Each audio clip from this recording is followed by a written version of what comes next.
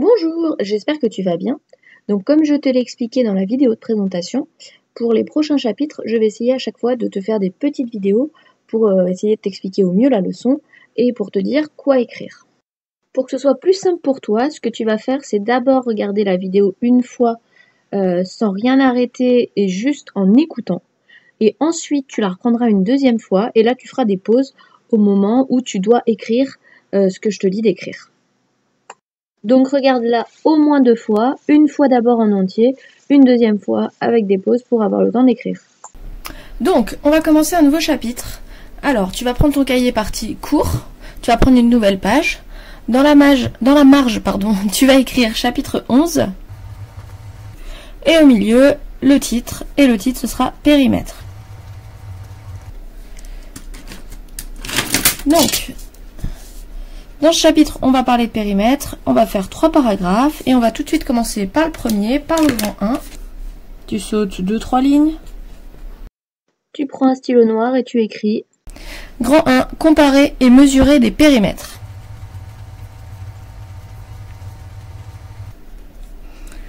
Alors, petite précision, moi j'écris au feutre pour que ça se voit bien à la caméra. Par contre, toi tu écris au stylo. Deuxième petite précision, respecte bien le code couleur, d'accord? Surtout partie leçon, c'est important. Donc, on va parler de périmètre. Le périmètre, qu'est-ce que c'est? Le périmètre d'une figure, ça va être la longueur de son contour, d'accord? Donc, c'est ce qu'on va écrire. On saute une ligne, on va écrire définition numéro 1. Le périmètre, et périmètre on le met en rouge. Le périmètre d'une figure est la longueur de son contour. Je relis. Le périmètre d'une figure est la longueur de son contour. Il s'exprime à l'aide d'une unité de longueur. Et unité de longueur, on le met en rouge. On souligne définition 1.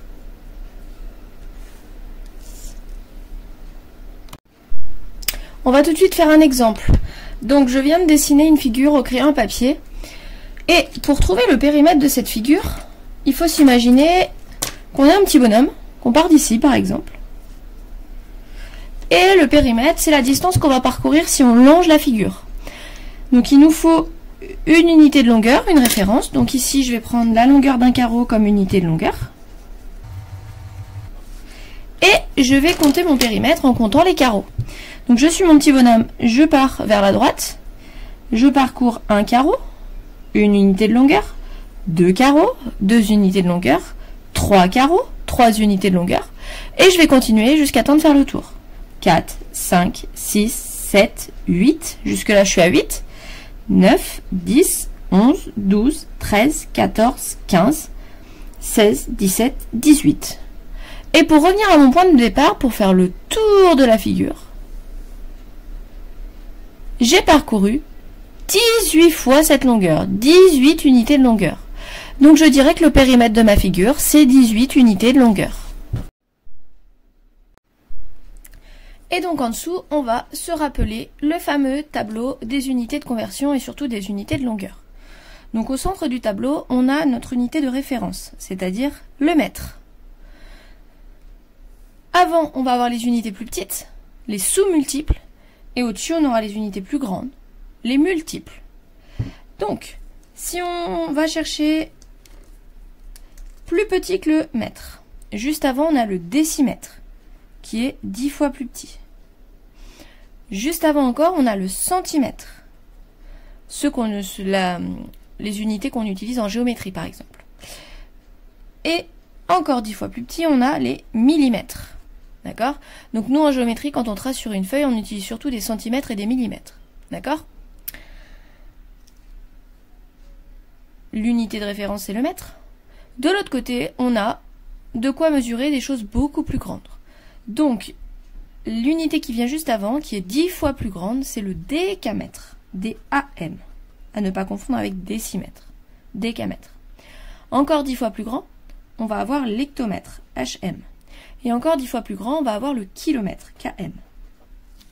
Donc cela, c'est ce qu'on appelle les multiples de l'unité. Ça, c'est l'unité. Et ça, c'est les sous-multiples.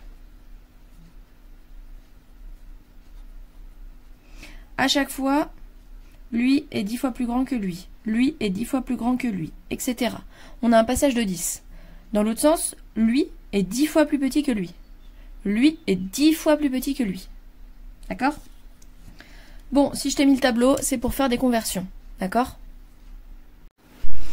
Donc voici l'exercice numéro 1. La consigne, c'est convertir.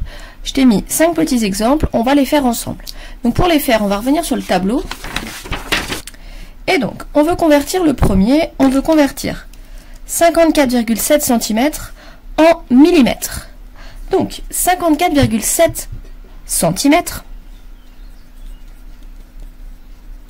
je l'écris en dessous. Pour le mettre dans le tableau, je vais venir chercher dans ce nombre le chiffre des unités. C'est le 4. Et le chiffre des unités, je vais le mettre dans la case unité. Donc, je vais mettre le 4 dans les centimètres. 4 dans les centimètres. On met un chiffre par colonne, donc le 5 dans les décimètres. La virgule, elle est sur le trait. Et le 7 sera dans millimètres. Donc là, j'ai bien placé 54,7 cm. Une fois qu'il est bien placé, je voulais le convertir en millimètres. Donc, je vais regarder dans la colonne millimètres. Alors là, j'ai un nombre. Pas de souci. Donc, tous les chiffres qui seront écrits avant feront partie de la partie entière. D'accord? Ce qu'il y a derrière fera partie de la partie décimale du nombre. Ici, il n'y a rien derrière, donc ce sera le nombre entier, 547 mm.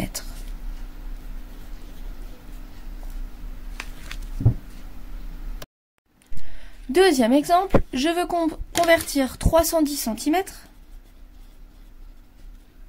en mètres. Donc, je prends dans 310 le chiffre des unités, c'est le 0, et je le mets dans la colonne centimètres. Je mets le 1 juste avant, je mets le 3 juste avant. Dans le tableau, j'ai écrit 310 cm. Maintenant, pour le convertir en mètres, je regarde dans la colonne mètres, j'ai un chiffre. Donc tout ce qui viendra avant constituera la partie entière du nombre. 3. Ensuite, je mets la virgule, juste après.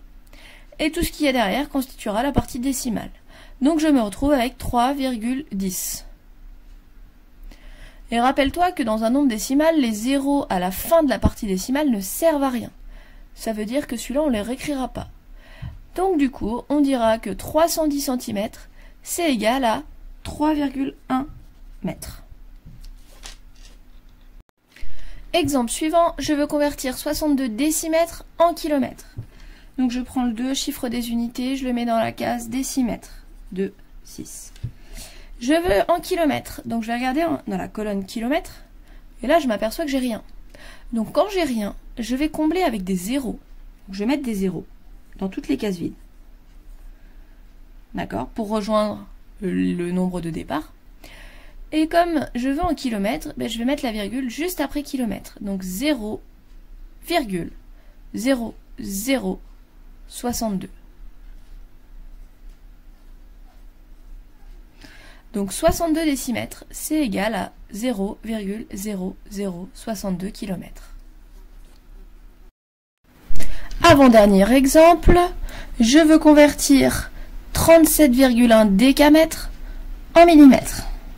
37,1 décamètres en millimètres. Donc je viens prendre le chiffre des unités, c'est le 7.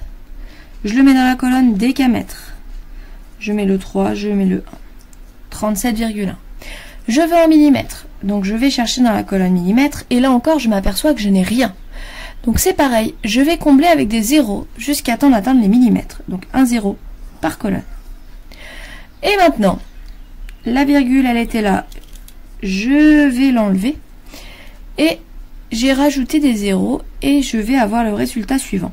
37,1 décamètres, c'est égal à tout ça en millimètres, c'est-à-dire 371 000 millimètres. D'accord? Parce que la virgule, en fait, elle est là. Et virgule, rien du tout, virgule 0, c'est un nombre entier. Donc du coup, je le dis pas. Du coup, je m'arrête à 371 000 millimètres.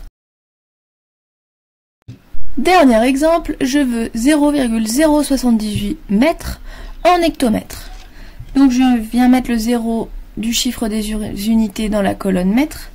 Donc ce 0 là, 0,078.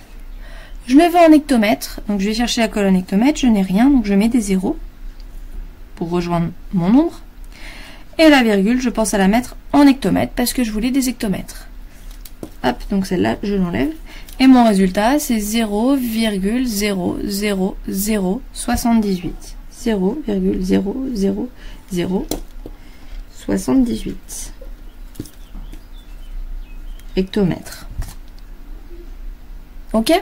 Donc je pense à réécrire l'exercice et les conversions comme ceci. Le premier paragraphe n'est pas terminé, mais je vais m'arrêter là pour cette première vidéo.